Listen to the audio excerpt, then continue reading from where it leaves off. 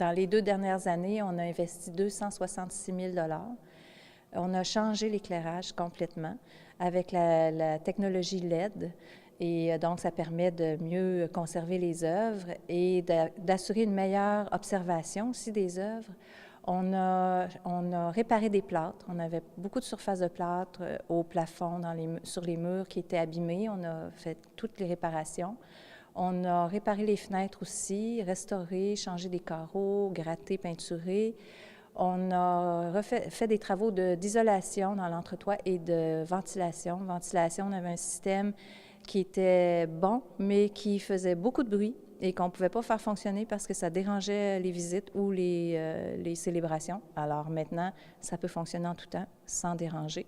Donc tout ça, c'est pour une meilleure conservation de notre lieu.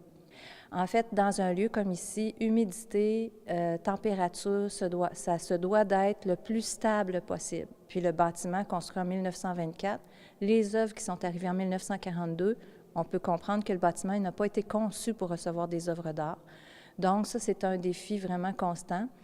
Donc l'été passé, on venait de terminer les travaux, la portion de travaux sur les plâtres, et pendant une période de canicule, on a eu un problème au niveau des plâtres sur le mur du chœur. Donc déjà, on vient à peine de terminer notre projet qu'on doit déjà s'enligner sur le prochain. On a fait faire des études parce que c'est un problème récurrent qui date depuis plusieurs années, qui se répète. On répare, ça se rebrise, on répare. Alors là, on s'est dit, on veut arriver à la source du problème. Et les rapports d'expertise nous disent que on va devoir s'attaquer à la toiture, au système de gouttière. Il y a de la maçonnerie aussi. C'est le Centre de conservation du Québec qui a fait ce travail-là, associé à un architecte spécialisé dans le domaine. Alors, on sait qu'il y a des gros projets qui s'en viennent, puis on espère qu'on a eu de très bons partenaires pour le projet, le dernier projet, avec le ministère de la Culture, l'entente de partenariat en tourisme où on a eu 20 000 $ aussi, 164 299 du ministère de la Culture, 30 000 de la Ville. Le reste du montant, c'est le comité de protection et la fabrique qui l'a assumé, parce que quand on fait des projets comme ça, il faut savoir que c'est jamais subventionné à 100 %. Il y a toujours une portion qu'on doit fournir nous-mêmes. Alors là, on sait qu'on doit se retrousser les manches pour le prochain projet parce que ça va être un projet d'envergure et on va avoir besoin de financer puis d'avoir de l'aide des gouvernements. Puis on espère que la population va nous appuyer aussi quand ce sera le temps.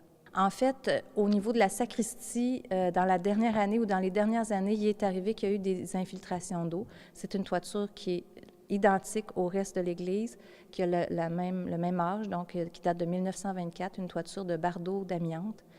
Alors, on sait que celle au-dessus de l'église, elle a le même âge, là. Fait que l'architecte en patrimoine spécialisé a vu dans les noues des débuts de traces d'infiltration d'eau au-dessus de nous, ce qui est un petit peu inquiétant.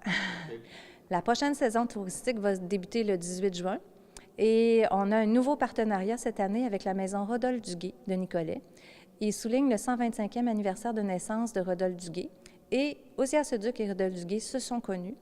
Ici, on va avoir un panneau qui va vraiment faire un clin d'œil à l'amitié qui a uni ces deux artistes.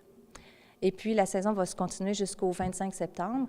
On est content aussi de renouveler un partenariat avec Desjardins qui nous accompagne depuis plusieurs années au niveau de la commandite pour la saison touristique.